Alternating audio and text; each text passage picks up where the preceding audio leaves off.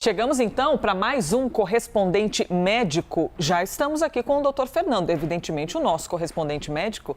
Tudo bem, doutor? Bem-vindo como sempre. Tudo ótimo, Elisa. E vamos trabalhar? Vamos trabalhar e contamos com a sua participação, hein? Se você quiser mandar sua pergunta, sua dúvida, vai lá no Twitter, use a hashtag correspondente médico, manda sua mensagem que eu consigo ver aqui por meio do tablet, que eu já estou bastante atenta aos comentários que vocês enviam. Muito bem, começamos o quadro de hoje falando de um medicamento para tratar a Covid-19. Nossa, que bom poder começar a semana e abrir o quadro falando de esperança, quando a gente analisa o tratamento para a Covid-19. Se chama Molnupiravir. E é um remédio que apresentou bons resultados, viu? Um medicamento experimental de uso oral, produzido por uma farmacêutica norte-americana que aqui no Brasil é chamada de MSD. Muito bem, primeiro relembrando aqui os passos de um estudo científico. Lembra, né, que para saber se um remédio é bom ou não, se ele é eficaz ou não, ele tem que passar por uma análise científica, um estudo científico que é feito em várias etapas. E como foi o estudo deste remédio que nós estamos te trazendo agora a novidade? Quase 800 pacientes de 170 países, incluindo o Brasil, foram analisados. O remédio reduziu em cerca de 50% os riscos de internação e mortes. E essas análises também consideraram casos leves e moderados de infecção. Doutor Fernando Gomes, como exatamente esse medicamento foi administrado nos pacientes que passaram por esse estudo científico? Elisa, é um medicamento de via oral, então diferente dos outros que a gente vem falando aqui, que é necessário tomar no hospital, que precisa de uma injeção intravenosa, esse aqui foi via oral. Um comprimido de 12 em 12 horas por 5 dias. E a utilização desse medicamento impacta em uma enzima que acaba reduzindo a replicação do vírus dentro das células do corpo humano. E dessa forma, então, combatendo a progressão da doença. Isso aqui é tudo que a gente queria desde o começo da pandemia, junto com a questão da vacinação, com a questão do entendimento de todo o nosso comportamento para evitar o contágio. Isso aqui é algo que realmente é extremamente promissor. Doutor, então foram aproximadamente, 800 pessoas, um estudo que ainda precisa ser divulgado em revistas científicas, ser analisado pelos pares, como eles dizem, né? Ter a análise de outros pesquisadores, e a empresa que eu falei, é uma farmacêutica norte-americana, que aqui no Brasil é chamada de MSD, deve enviar em breve as solicitações para as agências regulatórias do mundo todo. Aqui no Brasil, por exemplo, é a nossa Anvisa. E esse estudo trouxe ainda um recorte muito interessante, que o medicamento também demonstrou uma eficácia contra variantes que tiveram origem em Manaus, na Índia e na Colômbia. Ou seja, doutor, além de ter demonstrado uma esperança muito da boa para combater a Covid-19, demonstrou eficácia no combate às variantes. Estamos num caminho promissor. Sim, estamos num caminho promissor, junto com vacina e com outras medidas, a gente entende que estamos realmente dando um passo ali para frente. E olha só, Elisa, não é apenas esse laboratório, né? A própria Roche, a Pfizer também estão nessa pesquisa, buscando também medicamentos que possam ter uma atuação antiviral que possa ser administrado também de uma forma via oral. Doutor, o senhor já explicou muitas vezes aqui pra gente, mas com o excesso de fake news e aquelas mensagens duvidosas em rede social, é sempre importante perguntar novamente para o doutor Fernando Gomes. Quando a gente fala de um estudo científico, de uma análise científica, significa que é um grupo que tem de passar por várias etapas de um estudo científico e chega lá em um momento, esse grupo é dividido em dois. Então, um recebe o remédio, o outro recebe o placebo, é isso que é chamado de duplo cego randomizado.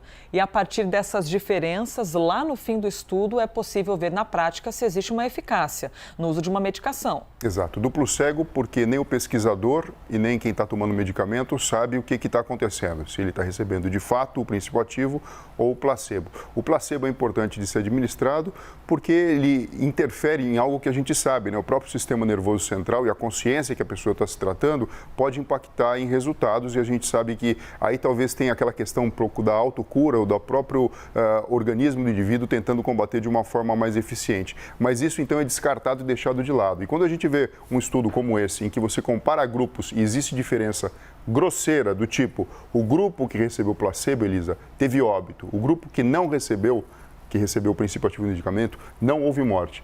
O estudo até ele é interrompido antes de chegar no final de todo o seu desenho, porque você acaba tendo um dilema ético, ou seja, já entendi que aquele medicamento ele acaba provocando um benefício. Então eu não posso pegar uma pessoa que está doente e continuar oferecendo placebo. Por isso que a todo momento, apesar de ter todo esse desenho, devido à relevância do tema, é feito uma análise para que você possa, na verdade, tomar uma decisão mais acertada e que, obviamente, preserve a vida a todo custo. Muito bem lembrado, doutor Fernando Gomes, que esse estudo foi interrompido na fase 3, depois de um determinado tempo, depois de ter analisado 800 pacientes, justamente por causa dos resultados já positivos. E eles, então, atestaram que não era preciso ir adiante com mais pessoas ainda e que já poderiam ir para uma próxima etapa desse estudo. E você percebe, Elisa, como cada vez mais fica desafiador fazer pesquisa em relação ao próprio coronavírus. Porque você imagina o seguinte, se esses pacientes são pacientes vacinados com vacinas diferentes, será que isso não pode influenciar no resultado do medicamento que vem? Então, cada vez menos você vai ter recurso humano, por exemplo, sem vacina, para que você possa testar os medicamentos e, de fato, inferir aquela melhora a utilização do medicamento e não a piora devido ao fato do indivíduo ter recebido previamente um imunizante. E é interessantíssimo imaginar que cada resposta que um estudo traz gera novas perguntas. Então, por exemplo, assim como o senhor falou, será que esse remédio aplicado em pessoas que tomaram, por exemplo, uma hipótese, vacina da Pfizer, pode ser diferente de pessoas que receberam a AstraZeneca, que receberam a Coronavac? É muito interessante como cada etapa de estudo sugere novas perguntas, E os pesquisadores que ficam ali dia e noite em cima dessas questões. Em última análise, Elisa, a gente que é médico tem que definir junto com o paciente qual conduta que vai ser tomada. Por isso que é tão difícil, por isso que a gente percebe o grande desafio que existe e o empenho de toda a sociedade para combater o coronavírus. Molnupiravir é o nome dessa medicação, viu?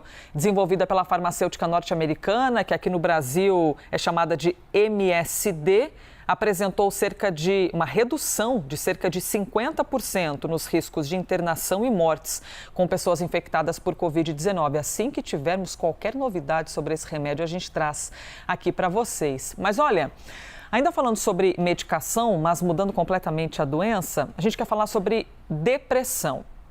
Mais da metade das pessoas que têm depressão crônica e tentaram interromper a medicação para a doença tiveram recaídas depois de 1 ano dessa interrupção. E uma situação oposta foi analisada em quem continuou se medicando corretamente. Essas pessoas não tiveram essa recaída justamente porque não pararam o tratamento. Essas informações que eu estou compartilhando com vocês foram obtidas depois de um ensaio clínico que foi divulgado em um jornal científico da Inglaterra. Esse estudo inclui quase 500 voluntários de clínicas do Reino Unido.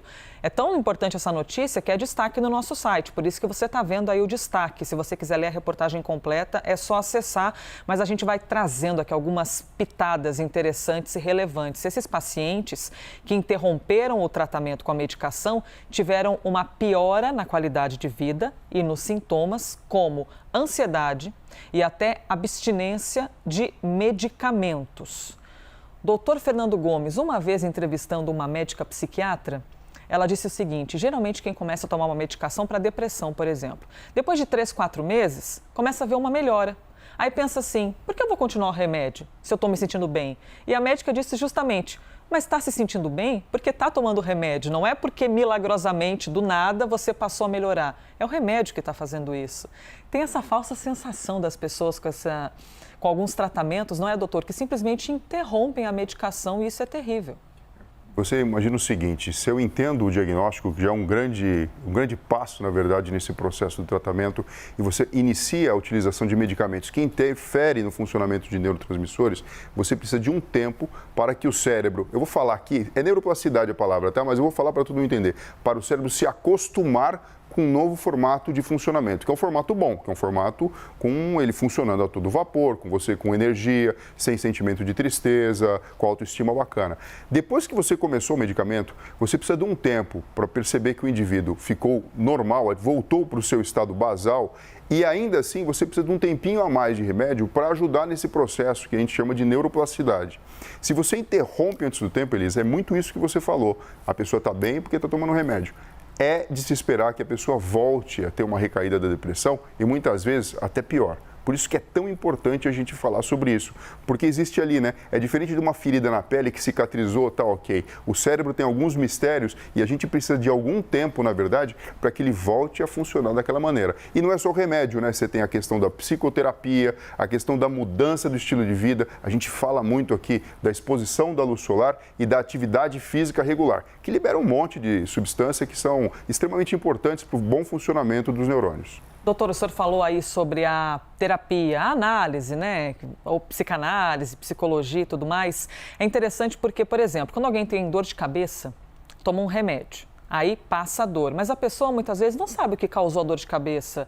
Foi dormir mal? Foi ficar muito tempo exposto a um ambiente que trouxesse dor? Foi uma alimentação? A gente não sabe. A gente só sabe que o remédio tirou a dor.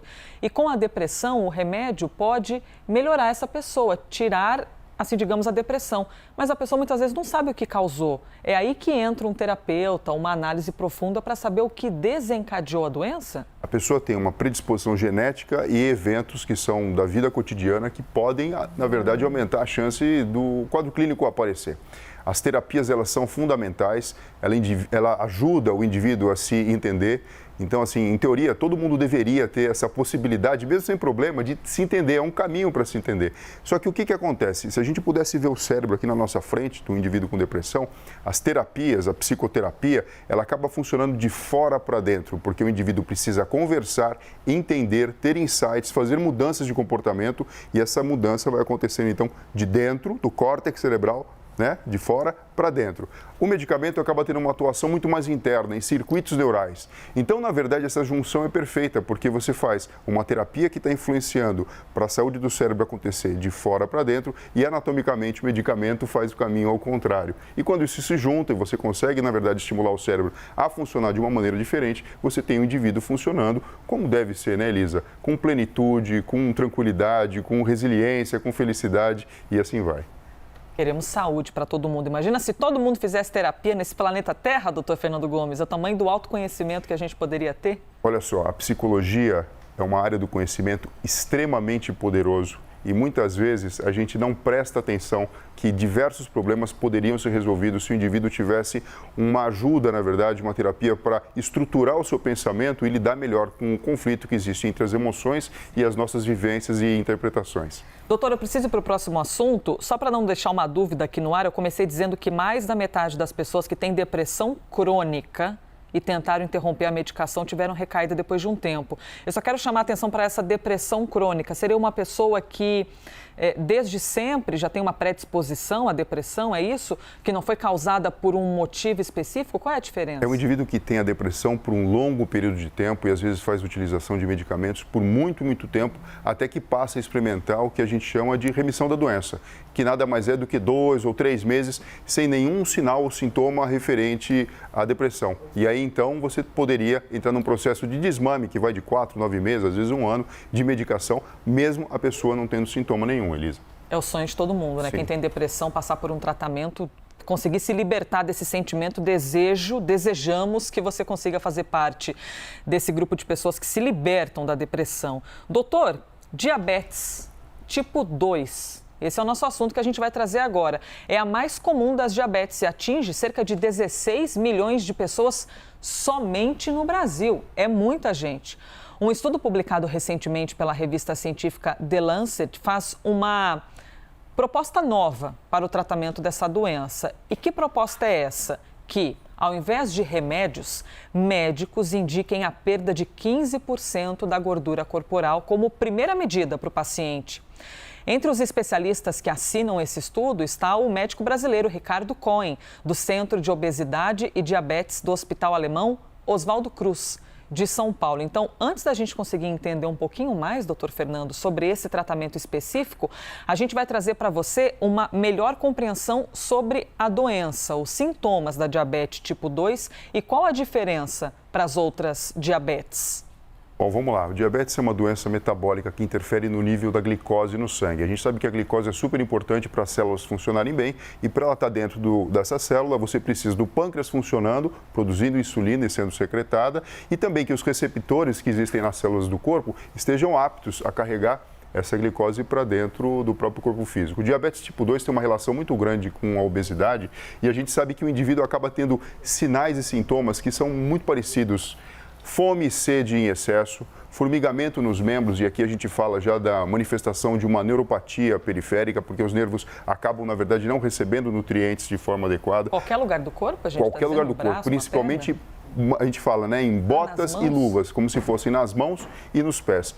Existe a questão da retinopatia diabética, e, portanto, a visão embaçada e o nível alto de glicose. Lembrando que até 99 miligramas por decilitro você tem um indivíduo normal. Né? De 100 até 125 é o pré-diabético, acima de 126 você tem um indivíduo com diabetes. E hoje, Elisa, existem diversos critérios para você conseguir fazer o diagnóstico e monitorar esses pacientes. Como, por exemplo, você consegue colocar um sensor no braço e em tempo real, na verdade, sem aquela necessidade de ficar picando o dedo 8 vezes por dia, por exemplo, você pode monitorar se a mudança de comportamento, como, por exemplo, uma dieta, um exercício físico e a redução de peso, de fato estão impactando nesse controle. E você consegue saber em tempo real e fazer a associação entre o seu comportamento e o seu estilo de vida e o controle do próprio diabetes. Doutor, então, esse estudo publicado recentemente pela revista científica The Lancet sugere que a primeira medida com os pacientes acometidos pelo diabetes tipo 2 seria a perda de 15% da gordura corporal. Em qual aspecto a gordura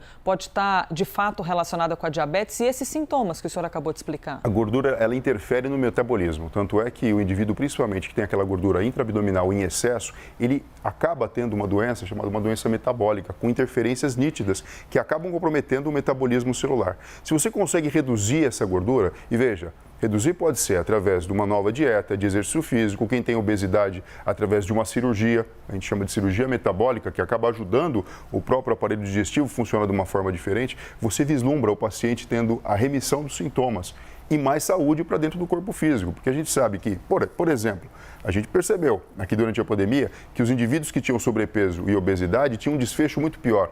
Porque o organismo do indivíduo acaba funcionando como um organismo inflamado.